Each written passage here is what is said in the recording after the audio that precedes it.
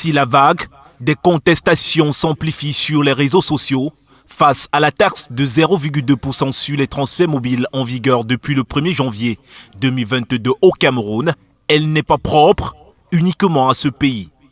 En fin de journée du lundi 20 décembre 2021, une bagarre éclate au Parlement ghanéen.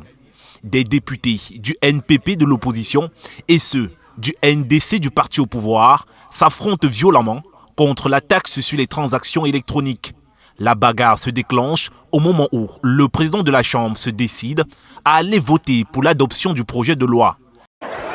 Cédric a poussé le Parlement à reporter au 18 janvier 2022 les assises sur cette taxe qui, selon plusieurs Ghanéens, crée davantage de difficultés aux citoyens qui souffrent déjà. La taxe sur le mobile money est entrée en vigueur le 1er juillet 2018 en Ouganda.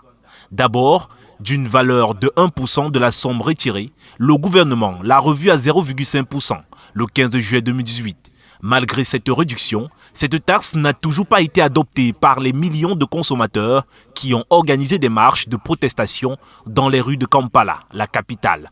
Au Sénégal, la loi a été retoquée, contraignant les opérateurs à baisser d'ailleurs les coûts de transfert.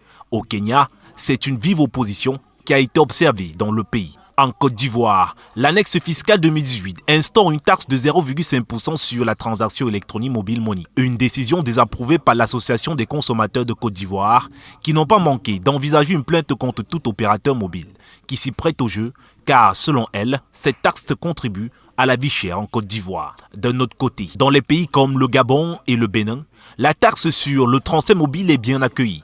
En janvier 2009, le Gabon instaure une taxe de 1,5% s'appliquant aux opérateurs de transfert à distance effectués au Gabon à destination de l'étranger.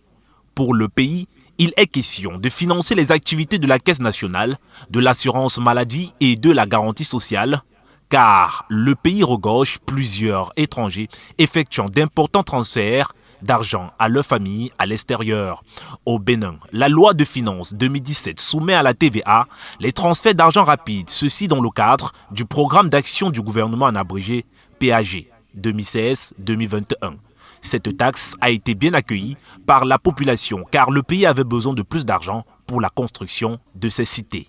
Il faut dire que les pionniers ayant taxé le transfert d'argent mobile en Afrique sont le Kenya, la Tanzanie, le Zimbabwe, l'Ouganda et la Côte d'Ivoire, entre autres.